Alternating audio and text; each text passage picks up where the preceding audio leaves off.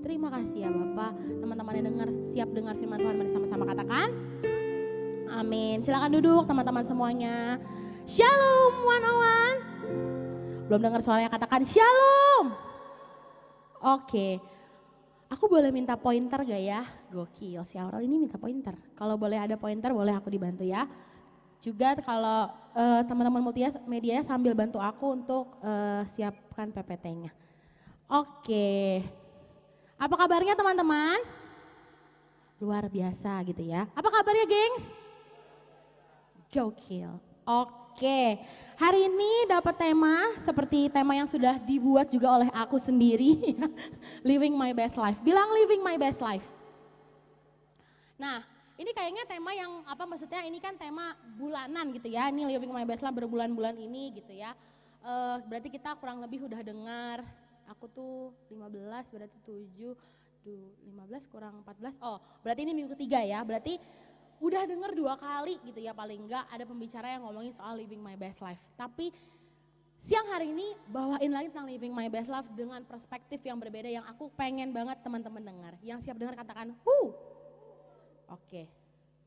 Setuju gak teman-teman gitu ya kalau waktu dapet tema living my best life gitu ya, aku tuh mikir ya, apa ya poin yang mau dibawain gitu. Karena sebenarnya khotbah yang sudah gue siapkan berbulan-bulan yang lalu adalah tentang integritas. Karena harusnya gue khotbah bulan lalu. Tetapi Desi bilang, bulan depannya lagi aja ya. Waktu itu akhirnya udah gue bikin lah living my best life ya. Ini sebenarnya udah 2 kali kayaknya gue di cancel sama Desi. Jadi waktu itu harusnya khotbah apa sebelum integritas, terus integritas baru living my best life. Jadi bahan khotbah gue udah 3 nih kalau dilihat-lihat ya. Dan ini bahan yang terakhir untuk dipakai ya Des ya. Nah sebenarnya ada 1 poin yang mau ada 2 poin hari ini, biasanya kan ada 3 ya. Tapi ini cuma 2 gitu ya, ada 2 poin yang teman-teman harus tangkep pulang ini gitu ya. Nah ngomongnya soal living my best life, aku tuh mikir ya sebenarnya apa sih konotasinya atau apa sih maksudnya kalau Tuhan itu mau kita tuh living my best life, living our best life gitu ya. Terus aku jadi mikir apa ya yang membuat seseorang bisa dikatakan kalau dia tuh living his best life gitu, apa gitu ya kira-kira. Setuju gak teman-teman kalau ada pohon gitu ya, pohon itu dikatakan dia pohon yang baik, itu ketika buahnya itu bisa dimakan orang dan buahnya itu manis.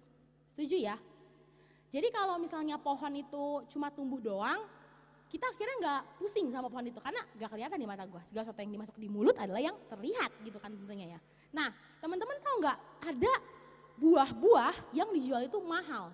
Contohnya durian Musangking yang 10 juta nih cuma dapat 3 biji ya. Bisa kalau tambah lagi bisa dapat iPhone gitu kan ya. Terus ada lagi Shizuoka Crown Marshmallow ya kan. Gue nyebutnya aja susah ya. 10 juta dapat 4. Bisa bayar SKS kuliah padahal ya. Jadi 1 buahnya itu 2,5. Ada yang udah pernah nyobain? Belum, pasti belum kalau lihat muka-muka lu pada kan. Karena gue juga belum ya kan. Nah teman-teman sadar gak ketika buah-buah ini manis, nih gue janji ya, gue janji banget nih, gue gak pernah, ini satu hal yang lu perlu percaya selain Tuhan Yesus baik itu adalah masalah buah ini. Buah ini pasti manis, setuju? Yang yakin buahnya manis boleh anggukan kepalanya, anggukan ya. Buah yang 10.000 per kilo aja melon bisa jadi manis kalau tangan abangnya pas menekannya. Apalagi ini kayaknya abang itu gak usah tekan lagi, udah yakin ini pasti manis gitu ya.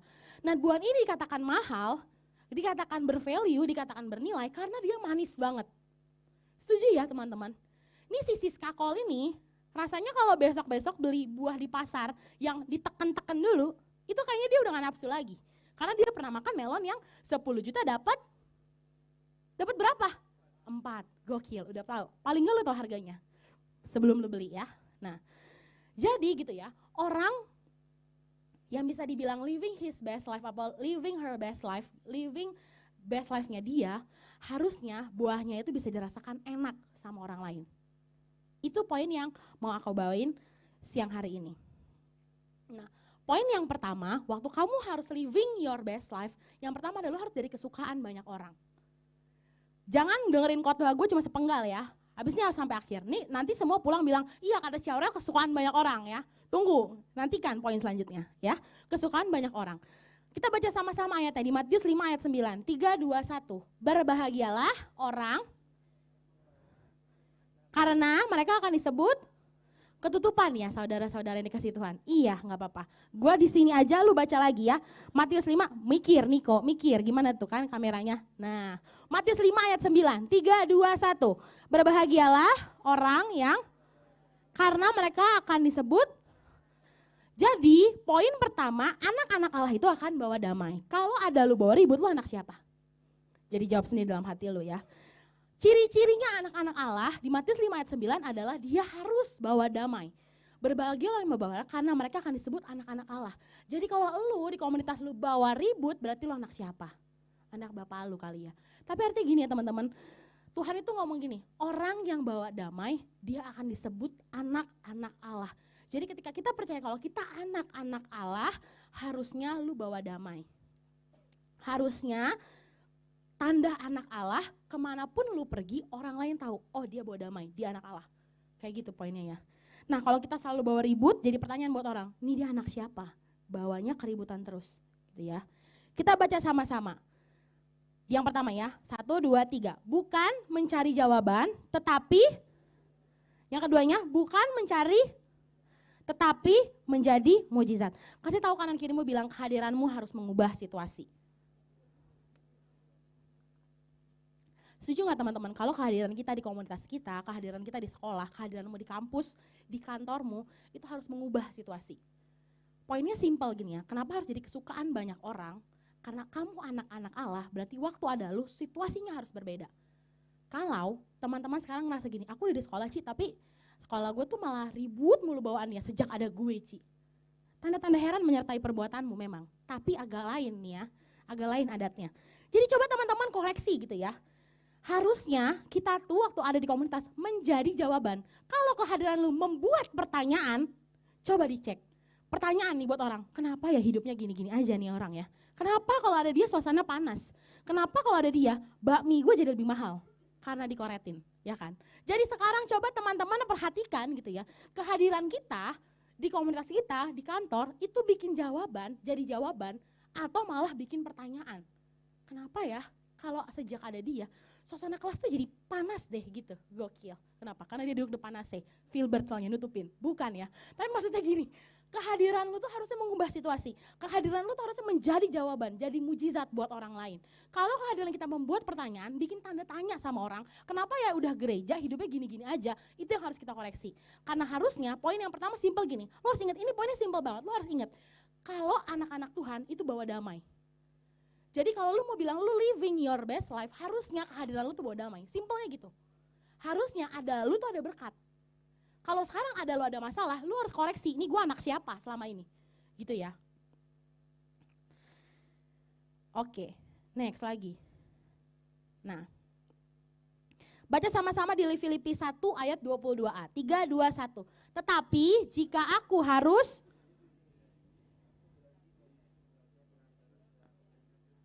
apa sih? Itu berarti bagiku bekerja memberi buah, ya.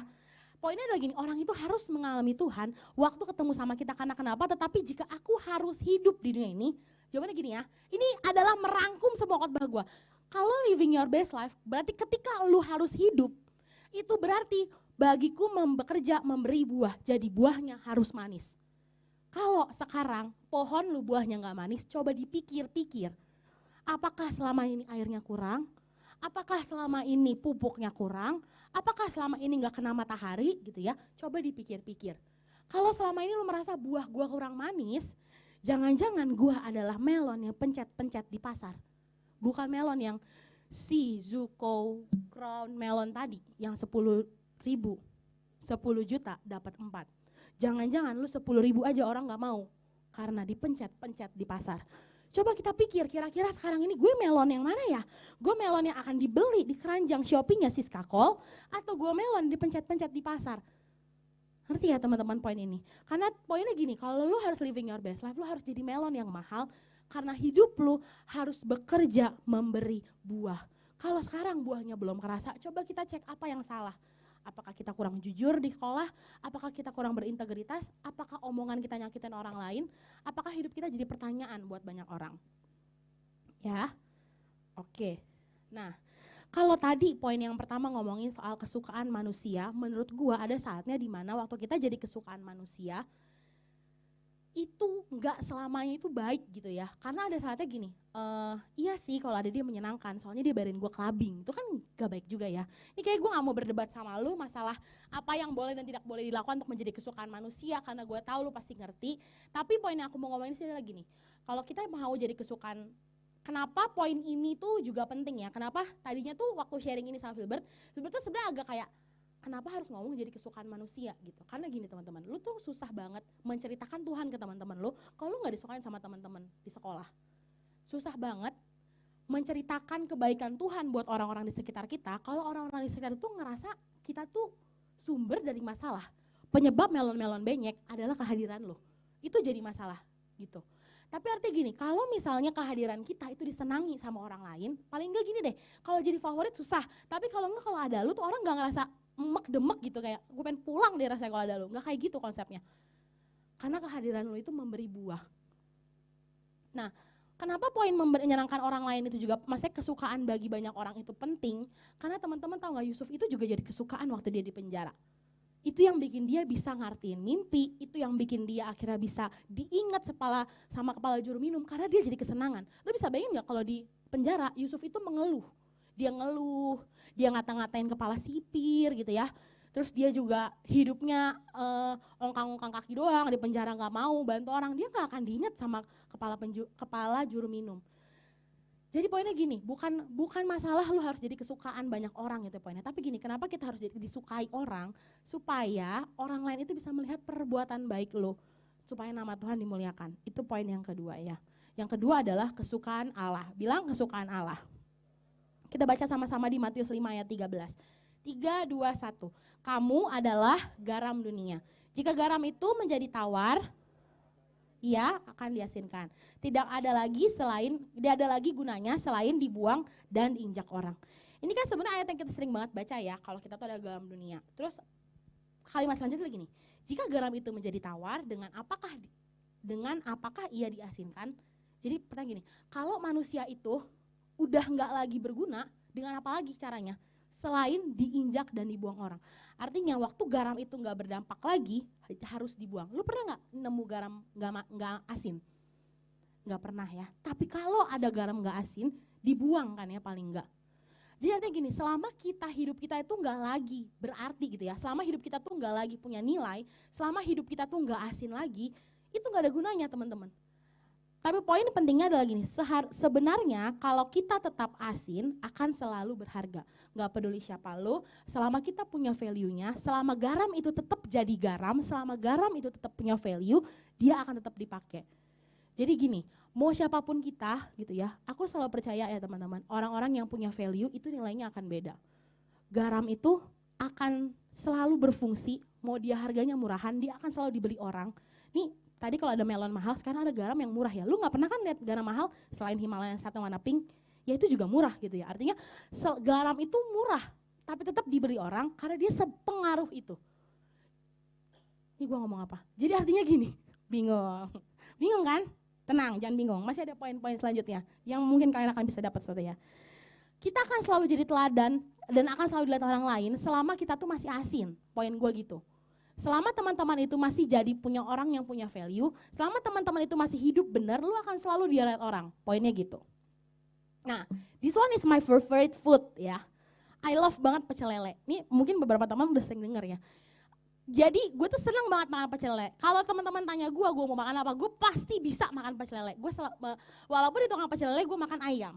Jadi gue suka apa? Gue suka pecel ayam ya. Sebenarnya gue sukanya ayamnya dada, nggak suka paha ya. Ingat, gue suka pecel ayam ya. Gue suka banget pecel ayam. Nah, walaupun di atas pecel ayam itu kayak ada bakmi ya. Gue juga suka bakmi. Tapi gue lebih suka pecel ayam ya. Nah, poinnya adalah gini, yang gue mau cerita gini. Teman-teman, gue tuh suka banget pecel ayam dan menurut gue pecel ayam yang enak itu adalah pecel ayam yang bisa dimakan di pinggir jalan. Setuju nggak? Kalian pernah nggak makan? Ada satu merek pecel lele lela kalau nggak salah namanya. Setiap orang yang namanya Lela setiap bulan bisa makan gratis kalau gue nggak salah ya. Andai gue dilahir sebagai Lela gitu kan ya. Pokoknya ada satu pecel lele lela itu adanya di mall. Dan gue pernah makan pecel lele lela itu yang ada di mall ya. Dan menurut gue pecel lele lela ini kalau gue mau harus kasih review di Google, reviewnya itu adalah kayak kurang jorok. Kenapa? Karena menurut gue pecel lele itu enak ketika jorok. Karena kalau kurang jorok tuh kurang sedep lah gitu. Kalau kurang ada keringat abangnya mungkin kurang sedep. Ini mulai jorok nih ya. Tapi artinya gini, setuju nggak kalau makan pecel lele itu enaknya ya di pinggir jalan gitu. Kalau misalnya pecel lele di restoran tuh kayak kurang sedep gitu. Nah menurut gua kita semua tuh punya satu privilege yang sama. Kita bisa makan pecel lele di pinggir jalan. Siapapun lu, termasuk Nixon. Warung Jawa Timur enak kan Nixon? Iya. Jadi favorit gue tuh namanya Warung Jawa Timur dan kita sama Nixon punya satu hati yang sama soal Jawa Timur ini. Kan Nixon juga bilang enak ya. Nah, Warung Jawa Timur nih ya. Dan menurut gue kita semua punya privilege untuk makan Warung Jawa Timur. Tapi ada satu orang yang menurut gue tidak bisa makan Warung Jawa Timur. Ini, ada yang tahu siapa? Ibu Iriana. Dia adalah presiden. Dia adalah ibunya presiden. Bukan, dia ibu negara, ibu yang punya presiden. Bukan, dia bukan ibu presiden, dia ibunya negara. Bukan, dia ibu negara, dia ibu negara. Udah ya, stop, dia ibu negara. Dan menurut gue bisa ajak lu semua makan Warung Jawa Timur kecuali ibu ini. Karena nggak bisa ya. Dan menurut gue, selain tidak bisa makan pecel lele, sayang sekali Ibu Iriana, selain tidak bisa makan pecel lele, ibu ini ya, tidak bisa pakai daster ke pasar, itu menurut gue. Jadi beberapa kali dia akan tahu, gue tuh seneng juga pakai daster ya. Daster yang semakin rombe-rombe, I love daster Indonesia gitu ya. Gue suka banget pakai daster. Dan menurut gue, Ibu Iriana nih gak bisa pakai daster. Mungkin ya, bukan gak bisa.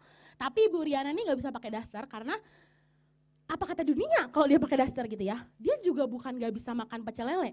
Ibu Iriana ini bisa makan pecel lele, tapi kalau dia makan pecel lele itu akan, wah jadi pecel lele paling viral. Jangan kan Ibu Iriana, Raffi Ahmad makan pecel lele aja viral tuh pecel lele, apalagi Ibu Iriana gitu ya. Gue jadi ngebayangin kalau Ibu Iriana pengen makan pecel lele itu dia gimana ya, apakah dia pakai ajudannya, apakah dia pesan Shopee Food dan mencari aplikasi mana yang paling promo gitu kan untuk makan pecel lele. Gue tuh jadi mikir apakah Ibu Iriana ini melakukan hal-hal kayak gitu. Dan menurut gue dia tuh gak bisa melakukan hal-hal itu. Mungkin ya sejak Ibu Iriana jadi ibu pecel lele, bukan, apa sih? Ibu Iriana jadi ibu pecel lele itu, dia tuh gak bisa sejak Ibu Iriana jadi ibu negara, Ibu Iriana itu banyak hal yang dia gak bisa lakukan. Contohnya dia gak bisa ikut arisan, setuju ya? Ibu Iriana tuh pasti gak bisa ikut arisan, Ibu Iriana gak bisa makan pecel lele, dia gak bisa pakai daster, karena kalau dia pakai daster akan jadi daster lokal negara banget, karena semua orang akan pakai daster itu, dia tidak bisa lakukan itu. Ibu Iriana juga kalau nongkrong di gereja, dia gak gini, yang murah dong, yang murah kayak gitu ya. Terus makan bami alay gak? Enggak, dia mahal, giok aja giok gitu ya. Terus dimirip-miripin bami alay sama giok biar murah gitu ya. Terus kalau misalnya pesen padang, jangan pakai telur deh, mahal. Beda berapa? 15.000, jadi mahal gitu ya. Ibu Iriana mungkin gak akan melakukan itu gitu. Ibu Iriana kalau bercanda sama temennya, mungkin gak muncrat-muncrat ngomongnya gitu ya, gak dikeplak-keplak, ini lucu banget dah lu dah. Dia gak akan kayak gitu. Ibu Iriana juga mungkin ya, nggak akan, kalau ketawa tuh nggak akan sambil tepuk tangan, wih seru banget, gak gitu ya, kayak Sari ketawanya kedengaran sampai Tomoro kedengaran suara Sari gitu ya. Ibu Iriana tuh nggak akan lakukan itu, tapi setuju nggak Ibu Iriana tuh bukan tidak bisa melakukan itu. Ibu Iriana itu, nih kalau dikasih pecel lele dia, gitu ya, nih gue berusaha untuk menggambarkan, gimana sih rasanya Ibu Iriana, dia pasti sorry banget, nggak bisa gitu ya. Tapi menurut aku gini teman-teman, banyak hal yang Ibu Iriana ini tidak bisa lakukan, bukan banyak hal yang Ibu Iriana ini tidak lakukan. Aduh jangan manggil Ibu Iriana deh, Ibu siapa sih? Ibu negara. Banyak hal yang Ibu negara ini tidak bisa lakukan, bukan karena dia nggak bisa, tapi karena dia punya kualitas kepresidenan. Setuju ya? Banyak hal yang dia nggak bisa lakukan karena dia tuh punya kualitas kepresidenan yang membuat dia nggak bisa lakukan hal-hal yang kita lakukan. Bukan karena dia nggak mau loh. Bukan karena dia nggak bisa, tapi dia memilih untuk tidak melakukan itu. Dan sekarang gini poinnya, poin penting yang mau gue ngomongin soal si ibu pecel lele ini adalah gini, kalau kita ini ngomong kita anak-anak Allah, harusnya kita punya kualitas Allah yang membuat kita akhirnya memang nggak bisa melakukan banyak hal. Ada hal-hal yang teman kita lakukan yang kita nggak bisa lakukan, bukan karena kita nggak bisa, tapi kita nggak boleh lakukan, kita nggak mau lakukan karena kita punya kualitas Allah. Harusnya kalau lu punya kualitas Allah, dimanapun lu, mau lu pacaran, di atas langit, di bawah mana? Di bawah gunung, gak mungkin. Mau lu pacaran dimanapun, di tempat terbuka dan tempat tertutup, di dalam bioskop, atau di depan mata mama lu harus punya kualitas Allah. Itu yang membedakan kita sama anak-anak yang lain. Ibu Iriana ini punya kualitas kepresidenan yang akhirnya membuat dia nggak bisa melakukan beberapa hal, dan harusnya sama kayak kita. Itu yang buat kita jadi kesenangan Allah gitu ya. Yang buat kita menjadi kesenangan Allah adalah waktu kita punya kualitas Allah. Waktu lu bilang lu jadi anak Allah, harusnya lu punya kualitas Allah yang membedakan lu sama teman-teman yang lain. Dan kalau sekarang lu ngerasa kayak gue sama aja sama orang lain, menurut gue itu berarti harus ada yang dipertanyakan. Kenapa lu sama kayak gitu? Karena si Ibu Iriana ini banyak hal yang dia nggak bisa lakukan, gitu ya. Bukan karena dia nggak bisa, tapi dia nggak mau lakukan karena punya kualitas kepresidenan. Poinnya gini, kalau lu anak-anak Allah, harusnya punya kualitas Allah yang lu nggak bisa lakukan karena lu anaknya Allah. Jadi kalau sekarang teman-teman mulai bertanya, kenapa sih gue diingetin terus sama Syaurel gak boleh nonton film bokep, gak boleh ngomong kotor, gak boleh mabok. Kenapa sih? Karena lu punya kualitas Allah. Dan itu harusnya gak dipertanyakan lagi. Mungkin Ibu Riana dalam hatinya gak pernah berpikir, bisa gak ya gue ke pasar pakai daster gitu ya. Dia gak mungkin mempertanyakan itu lagi karena dia tahu gue kan punya kualitas presiden gitu ya. Dalam hati kita gitu ya, harusnya kita gak punya pertanyaan lagi, kira-kira gue boleh gak ya nonton film bokep. Karena kita tahu kita tuh punya kualitas Allah. Nah, baca sama-sama Matius 5 ayat 16, 3, 2, 1. Demikianlah hendaknya terangmu bercahaya di depan orang, supaya mereka melihat perbuatanmu yang dan memuliakan Bapamu yang di sorga. Ini kan kesannya kayak, kenapa kita harus show off gitu ya. Demikianlah hendaknya terangmu bercahaya di depan orang, supaya mereka melihat perbuatan baikmu. Jadilah kita bilang, orang lain ngelihat perbuatan baik lu supaya nama Tuhan dipermuliakan. Jadi kalau ada yang ngomong ini, iya kalau berbuat baik gak usah ada yang tahu. Tapi hati ini bilang, boleh kok ada yang tahu supaya nama Tuhan dipermuliakan. Nah, poinnya adalah gini teman-teman, aku mau sharing ini menutup ya. Boleh minta pemain keyboard? Nah, cepet kan? Gue tuh tatet-tatet ya. Nah, ini sharing, ini baru-baru ini banget gitu ya aku rasakan, dan beberapa dari kan pasti ada yang belum dengar juga harusnya ya, karena biasanya gue cerita kalau pada udah tahu ya. Nah, karena si dosen gue tidak akan nonton ini, kita sebut saja ya, panggillah namanya Bully ya namanya. Nah, jadi ceritanya gue tuh kan sekarang lagi kuliah ya, dan gue punya satu platform psikologi namanya Tempat Pulih. Itu biro gitu, jadi ada konselingnya, ada konseling psikolog, walaupun gue tuh belum bisa konseling psikolog, dan ada webinar gitu ya.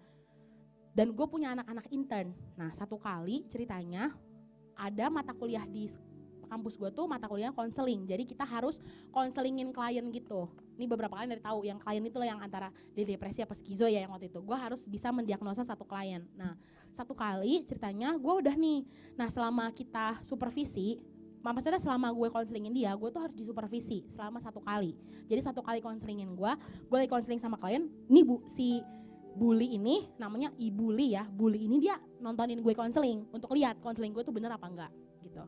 Terus waktu konseling itu, setelah konseling, jadi kliennya pulang, dia akan kasih komentar tentang konseling gue udah bagus apa belum, kayak gitu.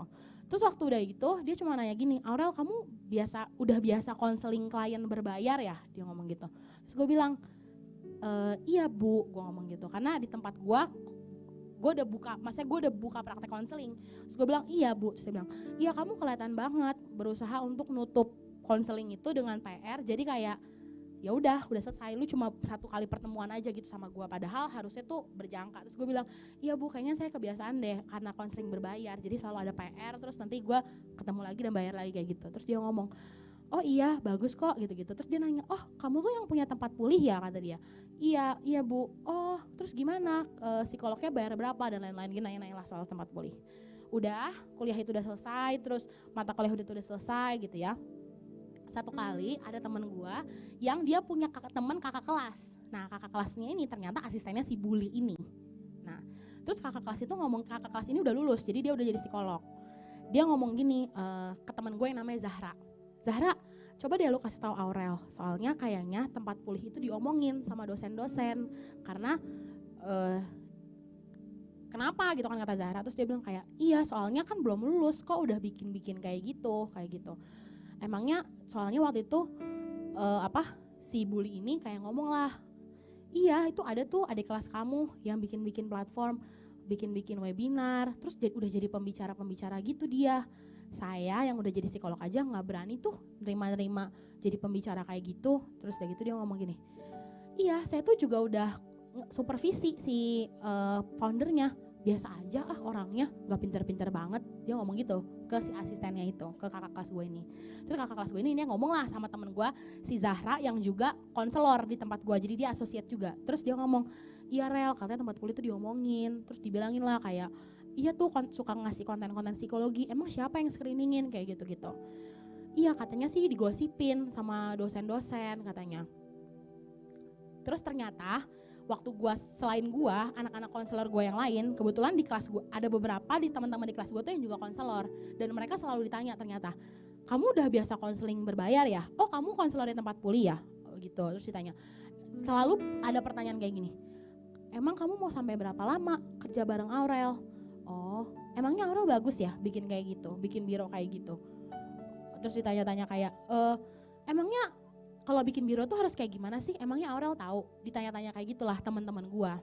Nah, ada satu kali, jadi ceritanya tuh, nah waktu itulah itu diceritakan oleh si Zahra ini di depan gua. Di depan, kebetulan gua satu kelas tuh cuma ber-12, karena beberapa udah bye-bye, ber-12 dan diceritakan di depan 12 orang itu, yang ada konselor-konselor gua juga gitu.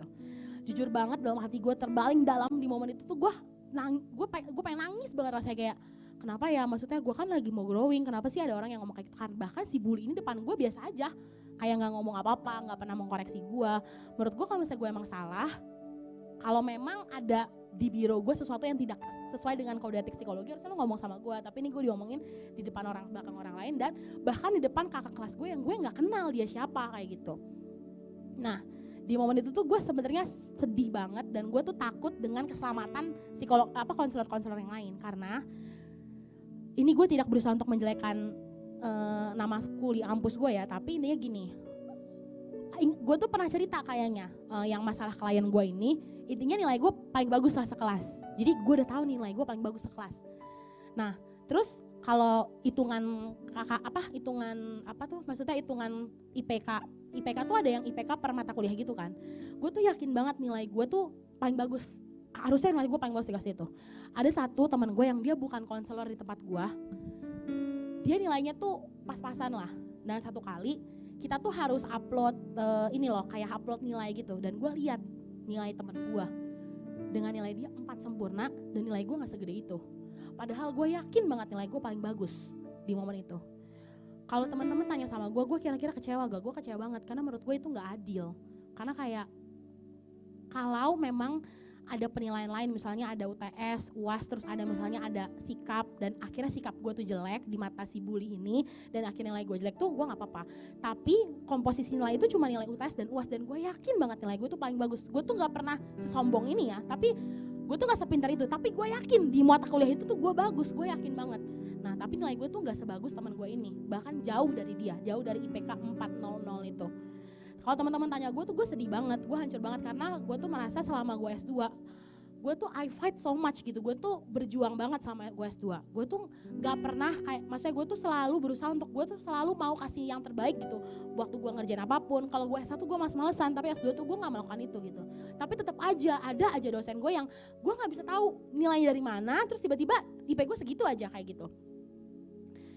Dan satu hal yang gue ngerasa kayak ini gak adil banget, karena gue ngerasa gue udah berjuang segitunya, dan gue kenapa punya platform tuh bukan cuma buat kepentingan gue, tapi gue pengen teman-teman gue tuh konselor-konselor ini juga berkembang, punya klien sendiri yang di luar, yang dimana sih cari klien kayak gitu ya, gue fasilitasi kayak gitu. Dan akhirnya gue inget banget teman-teman gue tuh akhirnya waktu kita ketemu itu, mereka tuh akhirnya ngomongin, ngata-ngatain si bully ini kayak, iya dia emang kayak gitu, terus kata kakak kelas ini juga kayak gitu, dia juga kayak gitu, terus dia emang gak becus lah ngajar dan lain-lain, dan mulai ngejelek-jelekin si bully ini kayak, iya bully itu kalau supervisi juga gak bagus, gak ada artinya dan lain-lain gitu. Tapi satu hal yang gue berusaha lakukan sampai hari ini, ada gue gak mau jelekin si bully itu depan teman-teman gue. Kebetulan teman-teman gue tuh banyak yang belum kenal Tuhan. Beberapa dari kalian kalau ketemu, kalau lihat Instagram pasti tahu mereka masih. Dan gue tuh selalu berusaha untuk gue gak mau ngomongin bully ini depan mereka. Walaupun sebenarnya gue nangis gitu ya, dalam hati gue kayak, wah gila gue sedih banget. Tapi gue selalu kayak, nanti enggak kok, sampai teman gue ngomong gini, Rel kamu tuh gak sedih ya? Sedih? Kalau sedih tuh nangis aja, ngomong aja. Terus gue bilang, enggak kok, gak apa-apa, enggak kok. Pasti bully tuh ada sesuatu deh yang gue salah, gue selalu ngomong gitu. Terus day by day terus begitu, sampai akhirnya asisten bully itu, yang nyoba kasih tahu ke Zahra, dia personal chat gue, sebagai founder dari tempat bully, dan dia minta jadi associate di tempat gue. si kakak kelas yang asisten itu dia minta, dia pengen jadi psikolog di tempat pulih. Dari situ satu hal yang gue tahu, kalau gue bener ya, gue nggak harus buktiin ke siapapun kalau tempat pulih itu bener gitu. Bahkan kakak kelas itu yang dia denger langsung dari bully, dia mau loh jadi asosiat di tempat gue. Dia daftar, dia ngasih CV-nya buat jadi asosiat di tempat gue. Bagi gue gini, kalau gue salah dia pasti nggak mau deh. Pasti dia ngelihat, gue tuh cuma kepikiran gini, kira-kira orang-orang yang di teman gosipnya bully itu akan mikir apa ya tentang tempat pulih. Tapi satu hal yang gue tahu ya teman-teman, waktu gue tuh nggak berusaha untuk buktiin kayak, oh gue tuh bisa ini, oh tempat pulih tuh kayak gini, oh gue tuh nggak kayak gini kok, gue nggak perlu buktiin apapun. Tapi Tuhan itu beneran bela gue di poin itu gitu. Dan gue ngerasa gini, ini yang namanya gue harus punya value. Ini yang namanya Ibu Iriana gak bisa makan pecel lele karena ini gitu. Gue gak bisa ikutan ngegosipin bully, gue gak bisa ikutan ngejelekin si bully itu, walaupun gue kesel banget kayak gitu ya. Gue gak bisa ngatain bully di teman-teman gue, karena gue tahu gue anak Tuhan yang gue gak boleh lakukan itu. Dan gue tahu waktu gue gak bisa bela diri gue lagi, waktu gue rasanya gak bisa, gue gak punya kekuatan untuk bela diri gue lagi, gue tahu siapa yang bela gue. Dan gue gak perlu takut tentang itu. Poin yang mau gue sampaikan ini adalah kalau kamu mau living your best life ya, kalau kita mau living your best life, tetap aja lakuin apa yang Tuhan anggap benar. Tetap aja lakuin sesuai value-nya. Dan percaya deh, kalau satu kali nanti orang lain, kalau tadi poin pertama gue harus jadi kesukaan banyak orang, dan sampai suatu kali orang itu gak suka sama lo, tenang aja, selama kita punya value yang benar, yang bela kita tuh bukan kita lagi. Gue tuh sampai di titik gini loh, ada saatnya dimana gue tuh udah gak bisa bela Aurel lagi. Gue udah gak bisa buktiin lagi Aurel tuh bener gitu ya. Gue gak bisa buktiin tempat pulih itu bener, kode etiknya gue jaga dan segala macam, gue gak bisa buktiin lagi. Sampai Tuhan yang buktiin itu sendiri. Setiap gue buka open volunteer untuk intern, anak-anak intern gue 20 orang, tidak ada satupun yang gue bayar. Tidak ada satupun. Tapi mereka gak pernah hitung-hitungan kalau mau meeting, kalau mau brainstorming sama gue, kalau mau webinar, gak pernah hitung-hitungan. Dan menurut gue itu rezeki yang Tuhan kasih, itu berkat yang Tuhan kasih. Gue gak pernah terpikir dalam hati gue kayak, gimana ya caranya dapet tim, gimana ya caranya gue punya anak-anak intern, gimana ya cara gue gak bisa desain, gimana ya gue harus desain. Tapi Tuhan kirimin itu gitu, selama gue lakuin hal-hal yang benar. Wah, kalau cerita tentang tempat pulih itu banyak banget ya, karena psikologi itu banyak kode etiknya yang yang sebenarnya nggak salah tapi harus dilakukan gitu ya.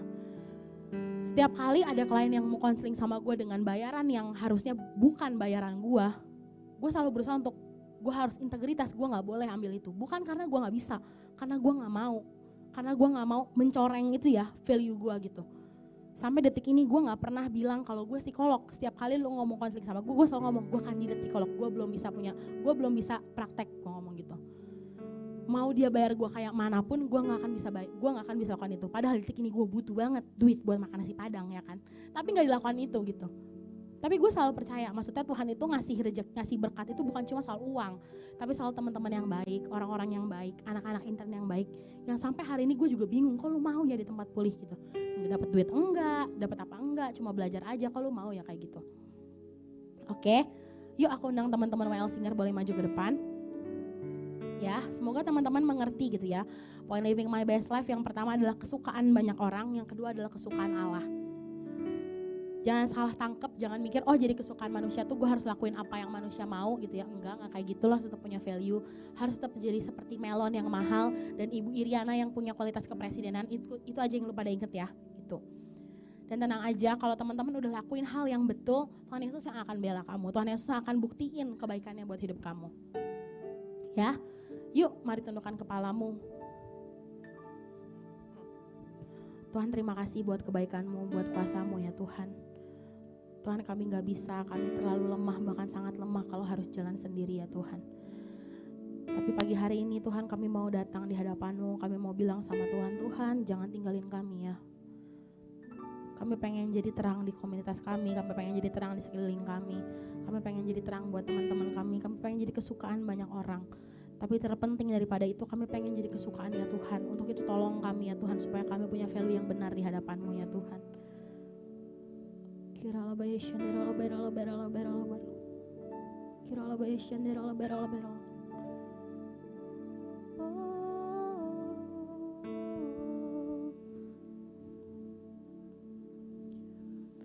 Yesus pegang Erat tanganku, ku tak dapat hidup di luar kasih-Mu.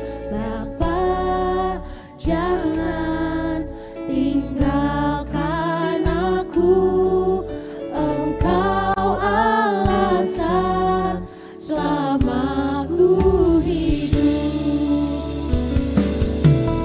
Yesus bergerak. Mungkin hari ini banyak yang kami gak ngerti ya Tuhan. Hari ini banyak yang kami gak paham apa maksud. Hari ini kami ngerasa gak adil.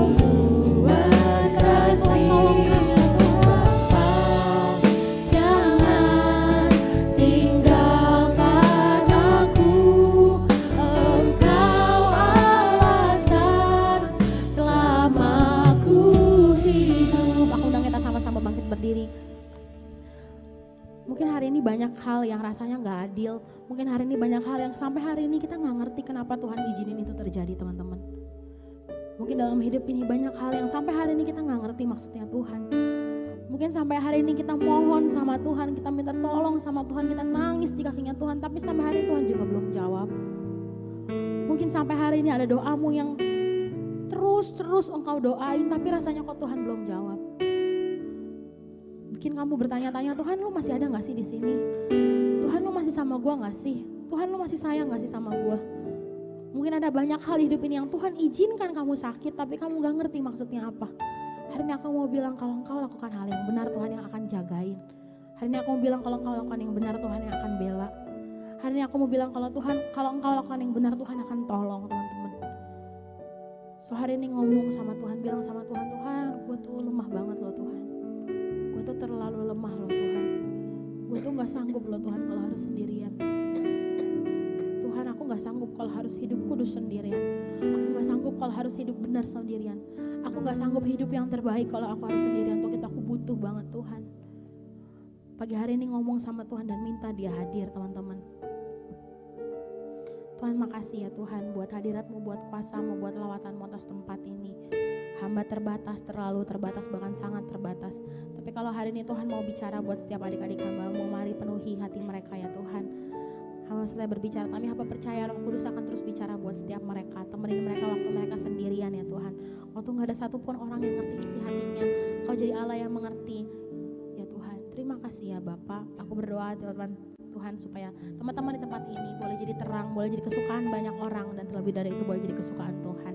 Ampuni kami kalau kami sering nyakitin hatinya Tuhan, kalau hidup kami gak kudus, hidup kami gak layak di hadapan-Mu. Tuhan, bicara buat setiap kami ya Tuhan. Hamba minta ampun kalau ada kalimat-kalimat yang salah, biar segala sesuatu yang sifatnya gak membangun mereka boleh cepat lupakan, tetapi segala sesuatu yang sifatnya membangun mereka boleh ingat tanam dalam hati mereka. Terima kasih ya Bapak, biar segalanya hamba mau serahkan ke dalam tangan-Mu, Tuhan dan Juru Selamat kami. Teman-teman yang sudah dengar firman Tuhan, mari sama-sama katakan amin.